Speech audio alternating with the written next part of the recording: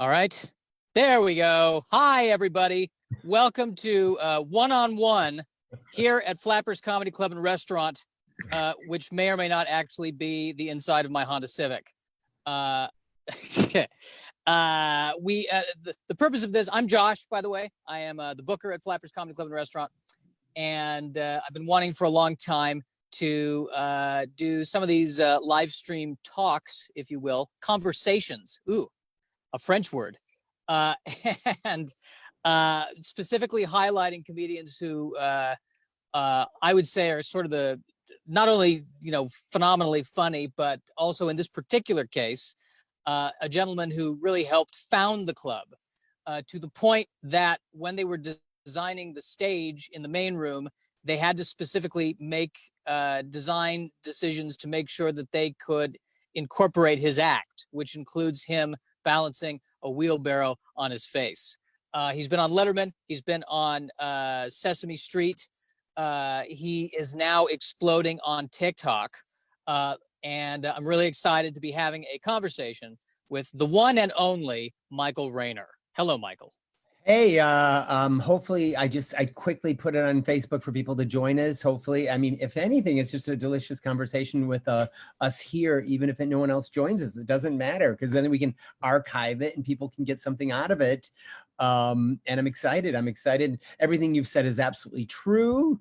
The stage was reduced by 6 inches to accommodate my very prodigious wheelbarrow. And wow, that's still wholesome, isn't it? My prodigious wheelbarrow. And I am exploding on TikTok. The last month I've gone from 100 followers and no likes to in 20 days I'm at like 1.3 million likes. Wow. And then I'm coming up on 93, 94,000 followers. And then also one of my videos is at 2.7 million views, another one at 2 million views, another one at 1.8 million views, another one is at 800,000 views. So it's really sweet. The people on TikTok have been very sweet, and it's all because my daughter Mabel said she thought that it would do well, and because of that, she got us on WGN in Chicago with a nice package. And now because of that, New York television might do a package on us and have us live and do a package on us via our living room. So there you go. Wow. Well, if Mabel is looking to take on other clients, Megan and I are interested. It's funny, you said you get 2.7 million views. I get 2.7 views literally on my videos on TikTok. So nicely done. All right. Nicely done. So let's, oh, that's right. And I need to introduce Megan Kelleher. Hi. Who is, hello. She's acting as our co-host. She's, I think, going to be checking some of the comments. I'm going to be checking the comments too, if I see the comments. Yes, we have one already. Oh, yeah? We have a hi from David Moore, and Ryan Bomar says, funny Christopher Walken rocks. That's right. I love it. I love being compared to Christopher Walken because he's one of my all-time favorites, and people say that quite often, and I always dig it. And the other one I get is Michael Emerson from Lost, and I actually did a parody video when Lost was popular. I did a parody video as him, and that was really fun. He's also in People of Interest. So, but those are two great people to be compared to. I'm so glad that people always compare me on TikTok. I'll get the guy from Lost and Christopher Walken quite a bit, and I'm okay with it. The ones I hate are when they say, "Look, Grandpa's got some moves." I am not a grandfather. I am not a grandfather. TikTok people. Oh man, can you now all these followers on TikTok? Who are they? Are they young? Are they old? Is it a mix? I have no idea, but they're out of all of, I get so many comments and I try to respond as best I can, but sometimes I'll get 3,000 comments, not just likes, comments where people are saying things, and I try to respond back. Most of them are really sweet. They're all really positive. Out of 1,000, there might be one that's slightly snarky, but they're mostly super positive. And I have no idea if they're 12 or 100. I have no idea.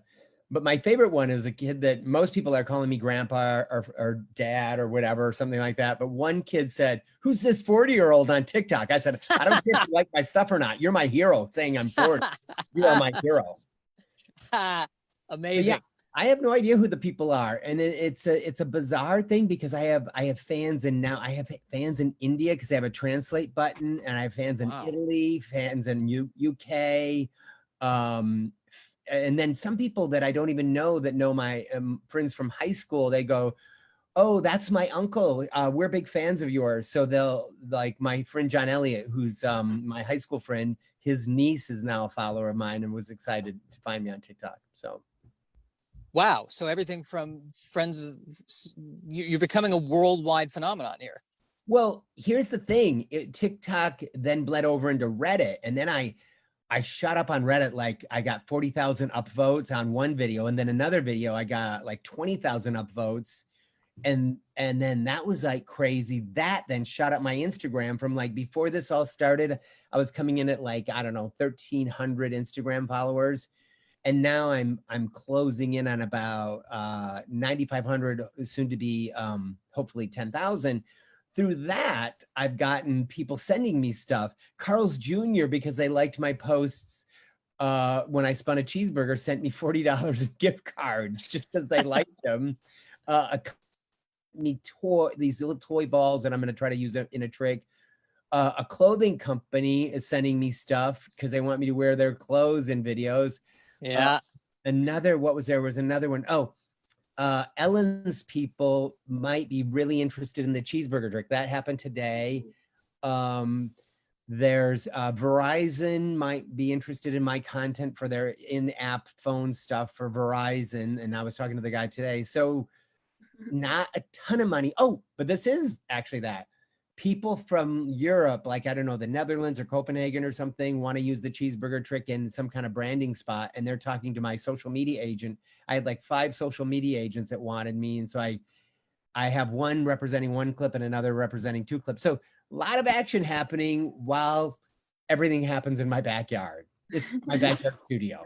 So, and you haven't had to go anywhere. Isn't that the beauty of it? I know. Well, it's sad because I love live shows. I love being with an audience. And so much of my stuff in my backyard, I'm doing mostly just the TikTok form, some kind of funky music to it.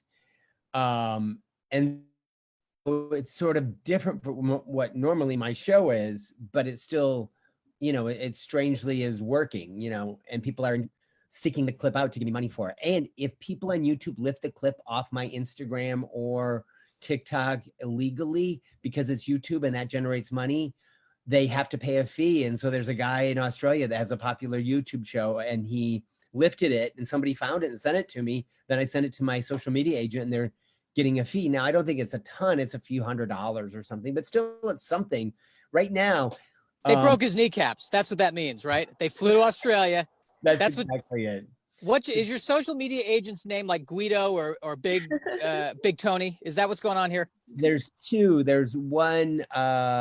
You know what?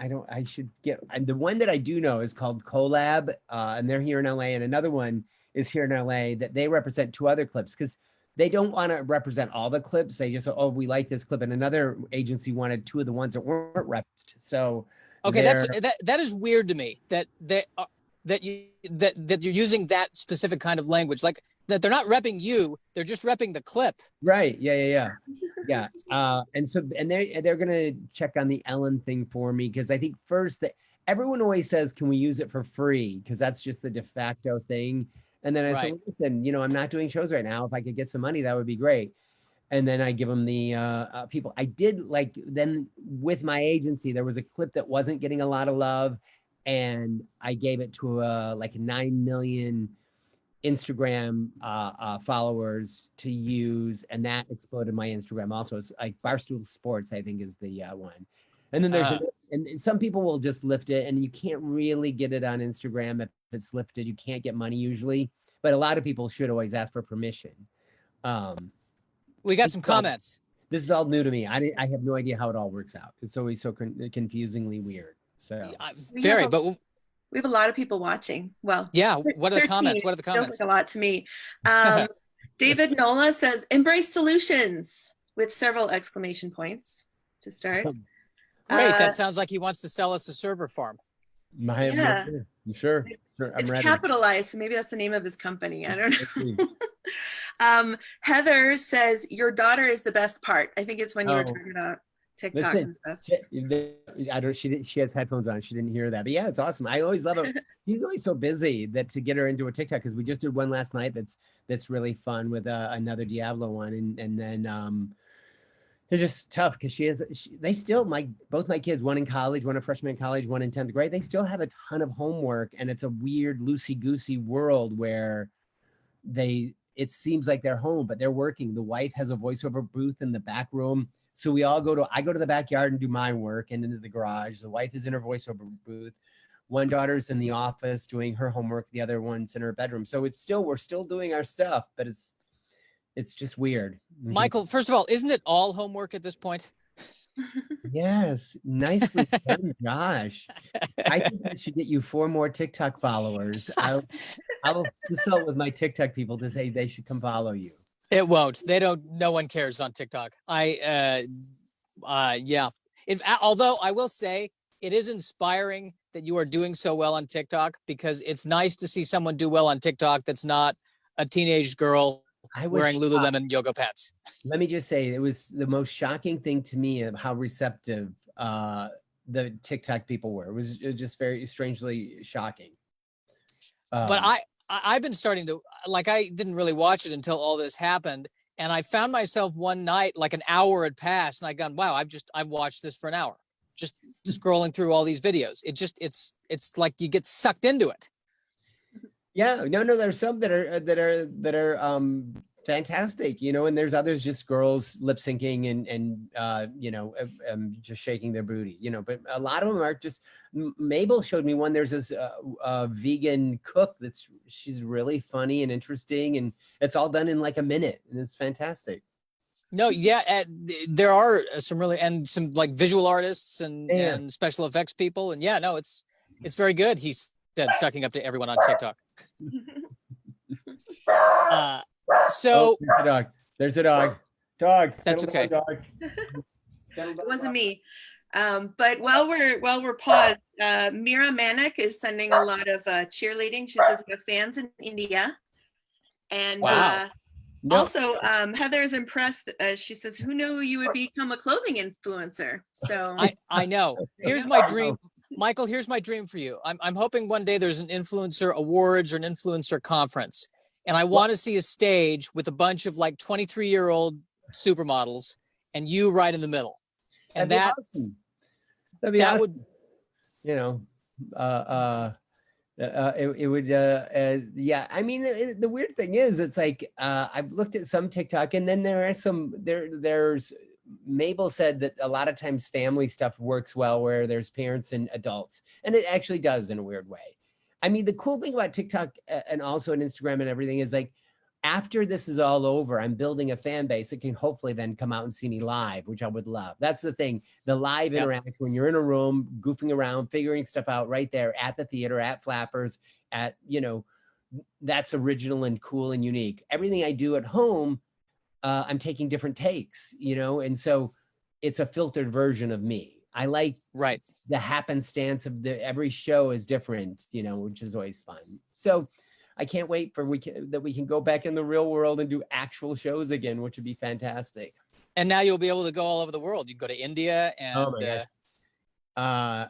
It is weird that I do have a lot of fans in India. I don't know how that even happened. One video alone, the one that has 2.7, like most of them are mostly United States, but one video, and I happen to wear a tie in that one, out of the 2.7 million views and then likes in it, it skewed 75% India. I don't know why that one.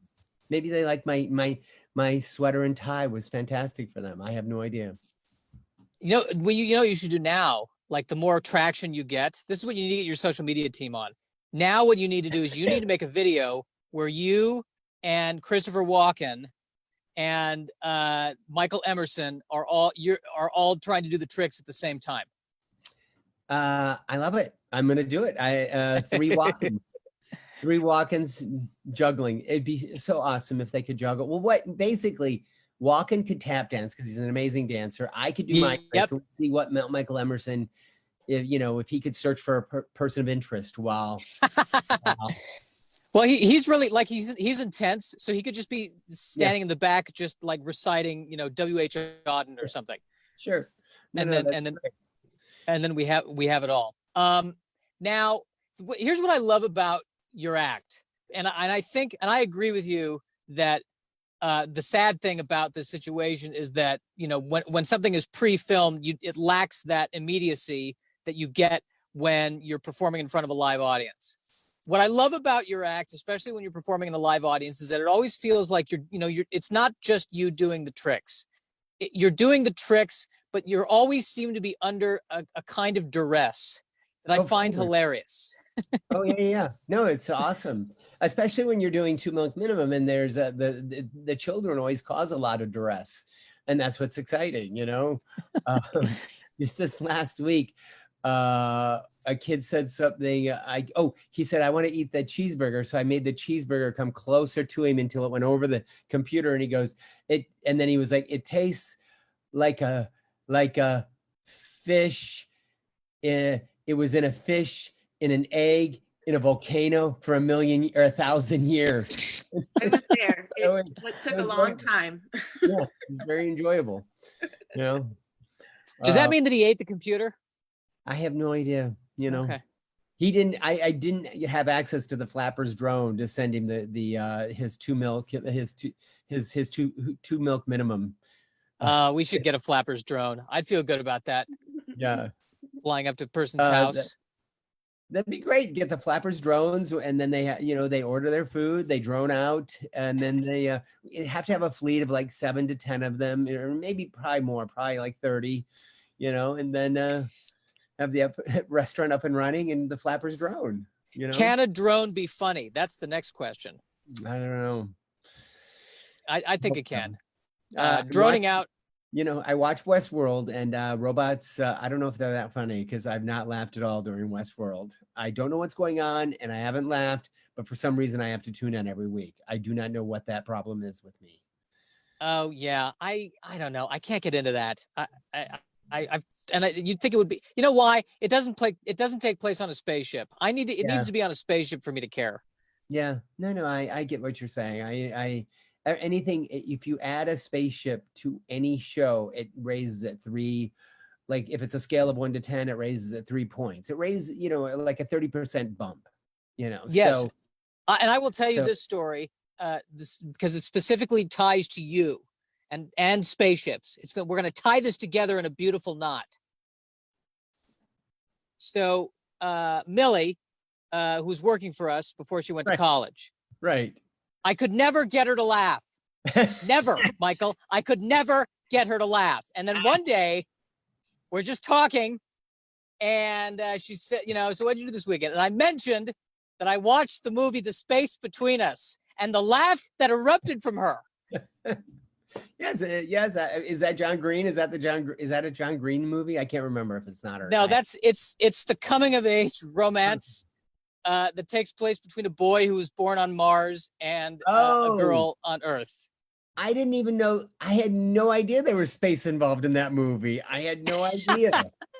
Yes. Millie just texted me. She goes, "Wow, does he know I can hear her?" That's funny. She said that is so funny. So there you go. But it was and here's what I loved about that laugh that she gave. It was a laugh that had so much judgment within the laugh. It was phenomenal. I wish I could have recorded it. That's hilarious. Usually when I try to show her my TikToks, there's a judgment from her. It's like she's not into TikTok, and she's like, oh my gosh, now I've got 2 of the 4 members of the family into TikTok. Now even the daughter that got me into TikTok seems to be less into TikTok than now I'm into TikTok. Well, that's because you're into TikTok. So now when the parents are into it, right? Isn't that? Here's the irony. Here's the weirdest thing. I don't know how long's TikTok been going on, Mabel? 3 years, 4 years? I don't know. I'll tell you this. For 99% of the time TikTok's been around, I was not a fan of TikTok. And now I love TikTok. I am Of a fan of course. TikTok. I don't know how it all worked out, but there you go. And I think it's phenomenal. And and we all, by the way, we all miss Millie because she was competent. I know she's very competent, and she's still so diligent. She sets her alarm to get up and make her lunch still, even though her lunch is in the refrigerator. She will make her lunch so that when it's lunchtime, when she's doing her homework, she can just go have her lunch. Very diligent. She's gonna be running something.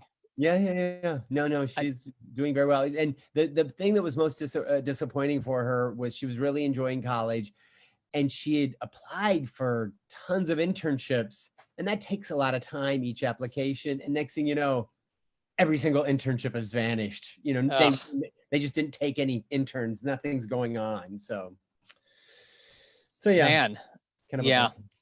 No, it is. But at this rate, she should be starting her own company. That's where she should replace Iger when he leaves. Well, Iger left, if you don't realize this, because when I said Iger left, she then immediately knew the other guy because she knows him. She follows him on Instagram. She follows the predecessor on Instagram. Millie, what's the new guy at Disney, the CEO's name? She's saying, oh my God. And it's not because of that. It's because of Podcast the Ride. Oh, no, there's a Disney a podcast called Podcast the Ride, and that's how she knew the guy that took over for Disney. I see. Yeah. Although I think Iger stepped back in, though, I heard. Oh, maybe he's helping out in some way. Yeah, because they're crazy. Yeah. It's crazy new world. I mean, I was doing stuff for Downtown Disney, and that all vanished, And I do have to do a shout out to Downtown Disney because I had a show scheduled and it vanished, and they still paid me for it. So that was really nice. That was sweet. So that was good. Good for Disney. Yeah. That's nice. Yeah. Do we have any? How are we doing on comments, Megan? Any other comments?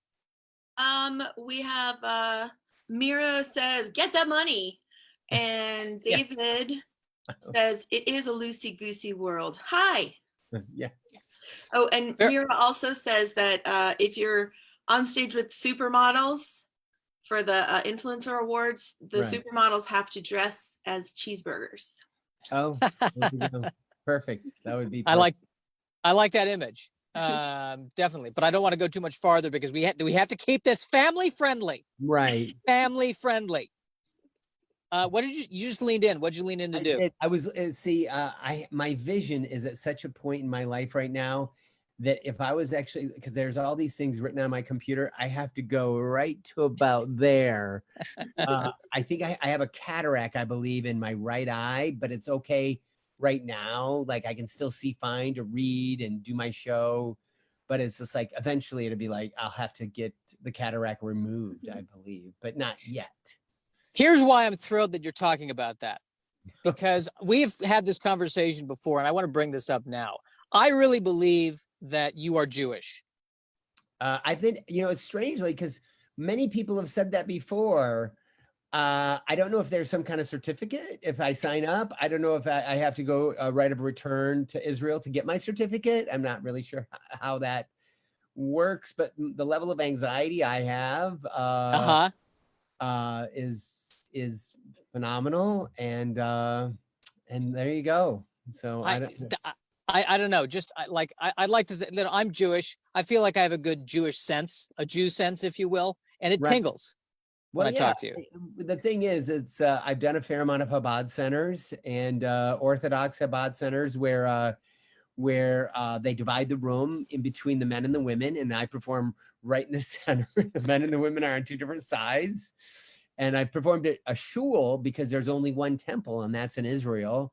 And then I performed at much more laid back temples and events. So I am well in the Jewish community doing my little tricks that I do. So there you go. Oh yeah, definitely. No, I think it's there. I totally do. Okay, so now how about some background? I know we probably, because I think you did the Flapcast years ago, and we probably already talked about this, but maybe it'd be good to kind of cover a little bit of how you got your start, where you started, track that a little bit, as I just totally steal the WTF format here. But Well, let's take it back. Listen, that's just a natural progression. It's not even stealing a WTF format. It's just a natural progression. But I feel guilty by just doing it, and I feel like I have to say it, and by saying it, it makes it better. You understand? You're Jewish. That's true. It's funny the amount of guilt, I'll have, where if somebody tells me, "Oh, you did a good show," and sometimes I know in my heart that I did an okay show, but people don't know that. Now I'll say back to them, thanks. And then I feel like I'm barking at them. And then I feel guilty that I haven't said something nice, because you're always analyzing your last show as could it have been better? So I always heard to use the phrase, "That's very kind of you," in that situation. That's good. And what I like that is that then it's, "Oh, that's so kind of you to say that," but you can keep your personal hatred going. What I usually do is I tell him, "Oh, you've just given me a day of self-esteem. Thank you so much." You know? But on the subject of, I started in Michigan at the very first, I'd done little shows here and there. And then I auditioned for Auto World, which was featured in the movie Roger and Me, the Michael Moore's first film that caused his career to explode. I worked at Auto World, and I auditioned, and that's where I did my very first, I actually worked 7 days a week for 3 months. So I only took 1 day off in 90 days because I was so excited to be doing shows. It was very exciting. And that's where I started. And then I worked there a few years, and then I went to, what is it? I'm trying to think. Well, before we do that, when did you first start juggling, or when did that happen? I was 18, and I'd gone to New York City for a high school trip when I was a senior. And I saw a play called Sugar Babies with Mickey Rooney and Ann Miller. And there was a juggler named Michael Davis who was very influential. And then I'd also, that same, like a year or so before, I saw Steve Martin in high school. And he did a lot of weird magic and juggling and bizarro stuff. And so I started practicing after high school, before college, and all for 2 years, practice. And then I auditioned for that amusement park, and that's the genesis. So it wasn't until I was 18. I tell people, you can graduate with a 1.97 and have no marketable skills and still come out okay, I guess. Wow.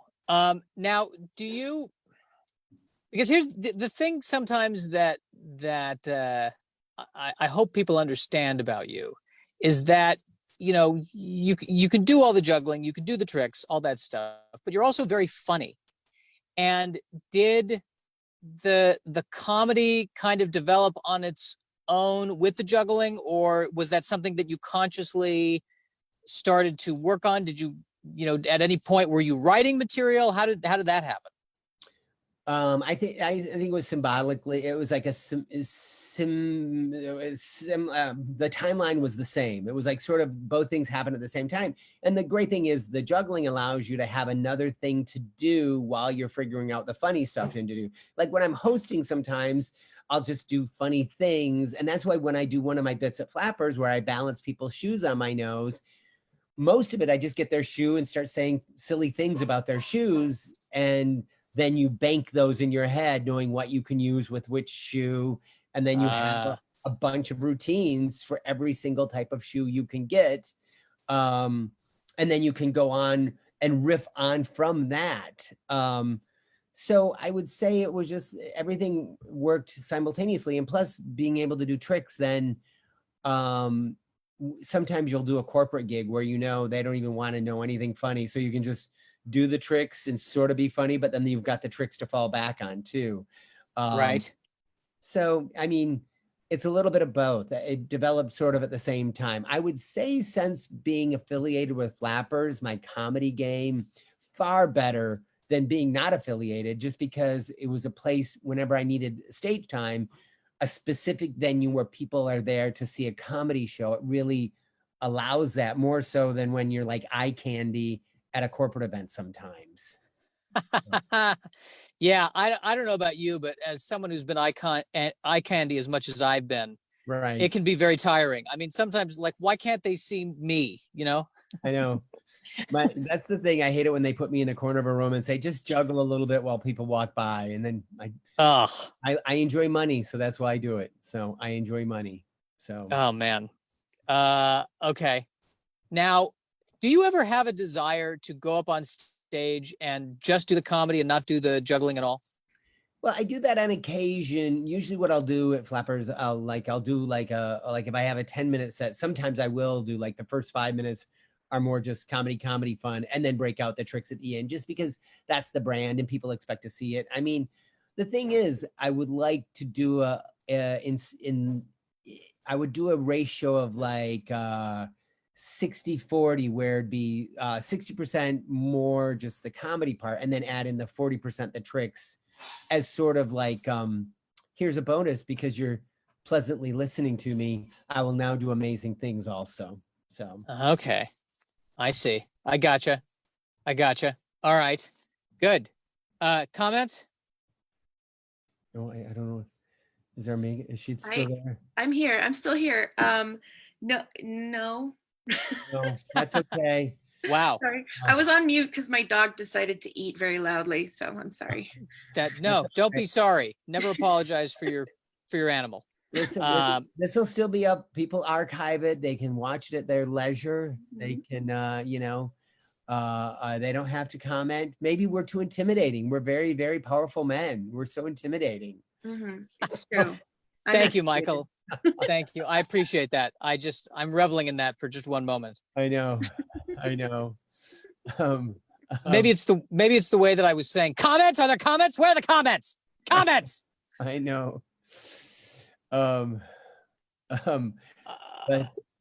no, on the comedy and the juggling and the TikTok and everything, the TikTok happened because we are all performers are in a new world, and you can just sit back, be miserable, not know what to do, or you can just keep going forward, and figure it out. And I'm doing Zoom shows with Flappers. I did a Zoom show with another company, and now somebody saw me on Instagram and they hired me for their birthday party to do a 15-minute Zoom, and they're going to pay me a little bit of money. So we have to just, during this time of sequestering, we have to reinvent ourselves and do you think to not go crazy.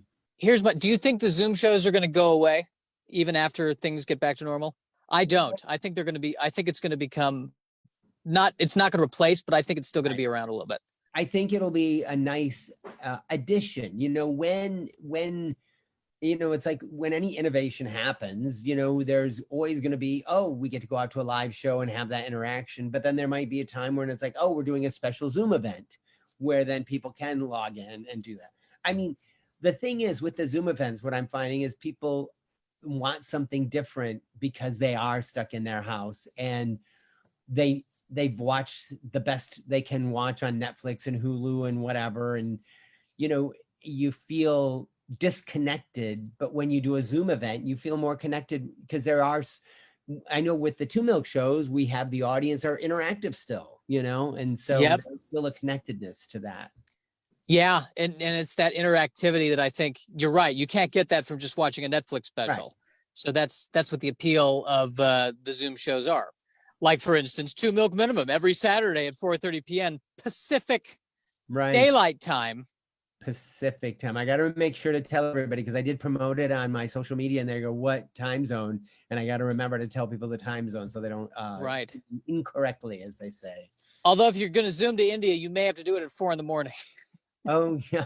I don't even know what the time frame is in India. Yeah, that's funny. Well, we were researching because you got Bamford coming up this Friday. Not to brag, right?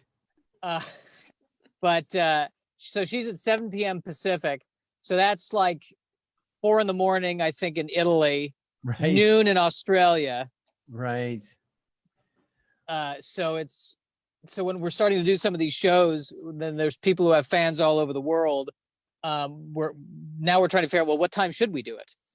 That's the thing. You really could then do a noon Zoom for some of the headliners. You know what I mean? Like a Maria Bamford. You did a noon Zoom here. That'd be 3 o'clock on the West Coast. The time constraint sort of changes, which is kind of exciting. Yeah. And noon Zoom has kind of a Dr. Seuss ring to it. It's true. The noon Zoom review. Yes. Oh. Noon Zoom. There's a lot you can do with Zoom as it comes to like, we're calling the shows are in our Yoo-hoo Zoom room. Right. I mean, it was a good name. They did a good job with that. It would not have been a good name if it was, for instance, Deuteronomy. I don't know why I came up with that one, but because your Old Testament, that your Jewish Old Testament is coming through. That's what it is. You didn't go to the New Testament because that would be sacrilege. So that was perfect. It's funny because I went into stand-up because basically I cannot do at all anything you can do like physically with hand-eye motor coordination. Josh, let me explain something. I am the least coordinated juggler I know. I know so many coordinated people, and it takes me 3 times as long. But when you're a nerdy dude in the Midwest, you're not dating. You've got the time. You've got the time. Just, I'm not going out with the cool kids to keggers. No, I'm driving down to a gymnasium in the dead of winter at a camp that's shut down, and they let me use the gym when it's 30 below. And I'm sitting there in a gym, listening to my punk rock hits, the Violent Femmes, on a yellow cassette player as I unicycle around a cold gym. And so I had the time. So I learned all my little tricks and skills. Now, did you drive to the gym or did you unicycle to the gym?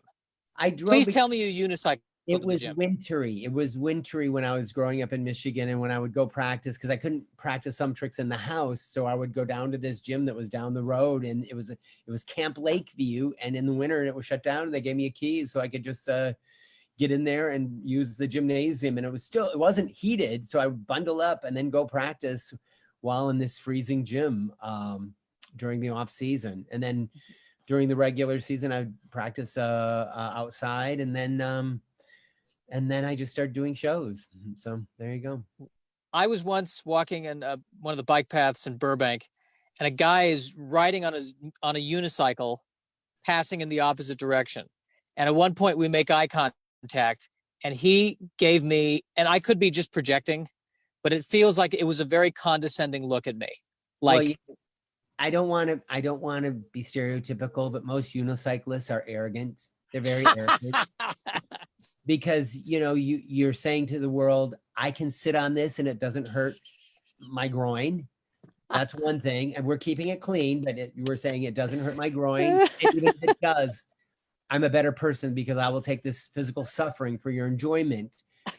You're just walking with 2 legs. You're not doing anything for the betterment of society. And they're very arrogant. They're very A-type arrogant. Strange fact, most unicyclists are lawyers. That's a very strange fact. You're kidding me? I'm not. They small, like 35% of lawyers do know how to unicycle because they feel that's a way to better themselves in self-discipline. Are they unicycling while they should unicycle while they're in trial? I think that would be. Ladies and gentlemen, the jury, need I say more? Exactly. So where did you go? Okay. There, I keep accidentally muting my micro. I'm on the phone, so I'm trying to swipe, and then I swipe the wrong way. I keep swiping to the left. I'm used to being on Tinder. Hey, me swiping left on Tinder, by the way, ridiculous. That's saying swiping left is no. You know this. I don't even know how any. I'm married to more quirk from Nickelodeon Guts and Global Guts. I do not even know how the Tinders, the Bumbles, there's other ones that I don't even know the names of. Do you know all the names of all the various things? I don't even think I do. Well, there's Tinder, there's Bumble, there's J-Date, which everyone tells you should go on J-Date. That's what everyone says to me. And there's Farmers Only. Oh yeah, Farmers Only. There's Unicycle Daily, which is for just unicyclists to find connections. Please tell me that's real. Please tell me that's real. I should create that for a dating app for strictly unicyclists to find their soulmates. That must be. We have to make that real. We have to make that real. Well, basically, it's once you get together, you're almost then you call yourself a bicycle because you now have two wheels together. That's when you know you've made a match. It's like, do you want a bicycle? And then you say yes, and that's the match. I love it. This is $1 million idea. You get your social media team on this right now, and I want a piece of it. And then Millie can be, she'll be the CEO. Sure. And I think Mabel will be the hype person, I think. Sure, absolutely. Yeah. Absolutely. Now, I know I'm sure I've had this conversation with you before. The fact that every single person in your family, the first letter of the first name is M, accident, on purpose? Well, somewhat on purpose, but there's a magician, former punk rocker named Rob Zabrecki, who was in the 90s band Possum Dixon, very popular band, Possum Dixon. And then Rob Zabrecki went on to become a magician, and we're good pals. And we were doing an event together where he actually introduced me to one of the members of Bad, which was very exciting. And so Zabrecki said, you've got to name your next child with an M name. That can't be the Outcast. And so we were thinking about it, but he sealed the deal. So Rob Zabrecki, if you want to look him up, he's fantastic. He's part of the Magic Castle. You can see him all around. But he's part of the reason why we have Michael Moore, Millie Mabel. And then on Rob Zabrecki, if you want to see his name, my name on a poster in a major motion picture in the movie Forgetting Sarah Marshall, there's a scene where Jason Segel is naked. Behind him, when he's naked, is our poster. So my name has just been a few feet from a naked Jason Segel. I don't know if that gets me any credit. I don't know. Keeping it clean. I'm keeping it clean. Keeping it clean. I do remember that. No. We have a comment. Rick Ciampa, sorry. Champa. Yes, Rick Champa. We've known Rick for 1 million years. Well, maybe he already knows the answer to this, but he says, when did Michael first start balancing things on his face? When did the wheelbarrow come into play? Oh, that's a great question, because I don't think we've talked about it. He's seen my show at least, I'd say 50 times. The wheelbarrow, before the wheelbarrow, this is shocking news, exclusive, Flapcast, exclusive. Before the wheelbarrow, there were two other things that I did at Autoworld when I first started. It was not a wheelbarrow. It was an ironing board was the first thing, and then a running vacuum was the other one. I had a running vacuum. Yes, I had an upright vacuum, and I would plug it in and I would turn it on, and but then everyone said, well, the gyroscopic motion of the beater bar is making it stay on your face. So I'm like, no, this is ridiculous. I don't know what you guys are coming up with, but I'm not doing this anymore because of your bizarro thoughts. And then whenever I would go to shows, I would have to have big backpacks of stuff that I would carry in, and then carrying in an ironing board at the same time was exhausting. So I was at a Value Hardware in Grand Blanc, Michigan, many, many, many moons ago. And there it was. I picked it up, put it on my chin. This was at least 30 plus years ago. And I put it on my chin. It worked out. I bought like 3 of them, but the one I have now has been with me for 30 years. It's been to Japan. It's been to Elon Musk's house for a show. It's been balanced over Moby's head, balanced over Dick Van Dyke's head, balanced over Jason Sudeikis and Olivia Wilde's head at the same time. So it's a very famous wheelbarrow. It's logged over 1 million miles of air miles. It's a very famous wheelbarrow. Does it have a name? Yes, wheelbarrow. So convenient. Convenient. It's not like BB King and Lucille. I just have named it wheelbarrow. I should name it. That would be more cool, but I do give it a new paint job on occasion. And so I've had it for quite a while. Well, I'd name it, but we all know how you feel when other people name something that is given to you. Disdain. Yeah. Oh man. All right. Well, we're getting close to time. I don't think it should be more than an. I mean, we could theoretically talk for the rest of the night. I mean, I'm not doing anything. If we just open up the panacea of our panic attacks and hypochondria, that would take us well into 4 a.m. And I mean our time, not Indian time. You know. I think you're gonna have to actually pay me if we do that. Yeah. I think we should close it out. But I think, you know, Flappers is doing a great job trying to keep people connected, trying to keep shows going. I want people to, you know, come to shows, buy tickets to shows, got to keep it going so that when we're ready, we can get back. I can be back at 2 Milk Minimum. I've had that show going now for 9 years. Colin Farrell, actor Colin Farrell came to the show, John Cryer, tons of folks have been there. Gina Grad from the Adam Carolla show, co-host, big fan of the show. So we got to keep it going. The kids love it. The adults love it. You can have a delicious adult beverage while watching a show with your kids. So keep all these Zoom shows going. And yes, so please do buy tickets to see Michael Rayner this Saturday and every Saturday at 4:30 p.m. Pacific and Pacific. Yes, you're right. Pacific Daylight Time.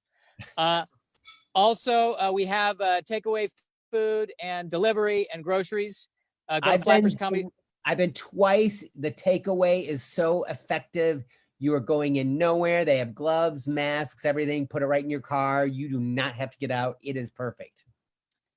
We're doing that. We're doing the Zoom shows starting in May. By the way, we're going to be doing the shows. Our schedule in May is going to be pretty much exactly like it would have been if we were doing physical shows. So 7 nights a week, we're going to be doing shows. Oh, that's and we also have classes, online classes.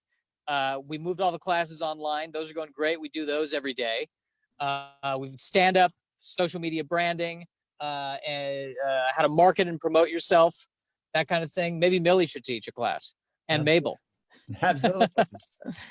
So at the last second, Alex Sternan says, "Hey, I just want to make sure I didn't skip it." Alex was super sweet. I've been sending in clips to other people's shows, and he saw one of my clips and Venmoed me $10. That was the sweetest thing someone's ever done. He saw a clip, thought it was fantastic because it was a world premiere clip that I created for my friend Chris Ruggerio's show, and he's a great guy and a quite good juggler, and I can't wait till we can see everybody in real life again too. So there you go. Perfect. All right. Well, I almost, here's what I want. I'm so tired of trying to not be awkward when I end things. I don't know. I can do it. No. I can be. Oh, did I freeze? Am I frozen? No, you're here. No, you're fine. You're fine. Okay. I have all the show outro stuff. Oh, you do? If you wanted to do that, we could do that. Okay. I think is there anything I missed? I don't think you've missed anything. I think you were very comprehensive. I think you can put this down as one of your days of self-esteem. I don't know. I'll find a way to beat myself up about this. I assure you. Very thorough. All right. Now I don't. Yeah. I don't think so. No. I mean, we should have gone into. I mean, if we wanted to be thorough, we should have. We should have really delved into Michael's. Deep psychological. Listen. How long the quarantine is supposed to go on? We will be doing this again. We will. Sure. All right. Thank you very much, Michael Rayner, and my fabulous co-host, Megan Kelleher. Join us this Saturday, 4:30 p.m. for 2 Milk Minimum Live. That has been your one-on-one. Bye. Bye. Oh.